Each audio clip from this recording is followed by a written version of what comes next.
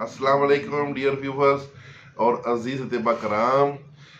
हमारे दोस्त हैं जनाब MD Akashdeep Singh from India. तो वो उनका भी ख़ानदानी ये हिकमत का काम है और उनके बाबा जी भी ये काम करते हैं। उनके पास बड़े इसके मुजरब इलाज हैं हिकमत के।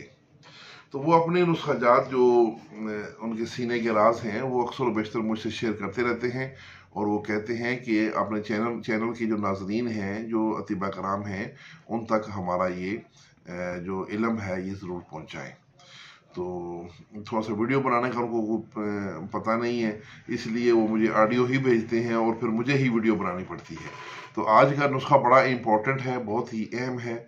किडनी फेलियर, वो लोग कि जिनके गुर्दे फेल हो चुके हैं, जिनका क्रेटिनिन बहुत ज़्यादा बढ़ चुका है, जिनका यूरिया बहुत ज़्यादा बढ़ चुका है, और वो लोग भी जिनके गुर्दे सुकड़ कर छोटे हो चुके हैं या अभी छोटे हो रहे हैं, तो उन लोगों के लिए भी ये नुस्खा है।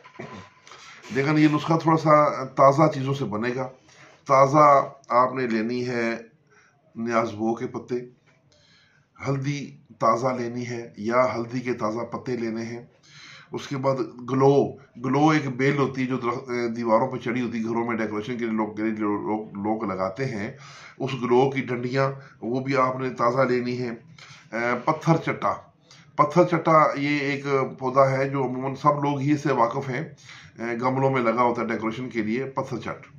तो इसके पत्ते लेने हैं।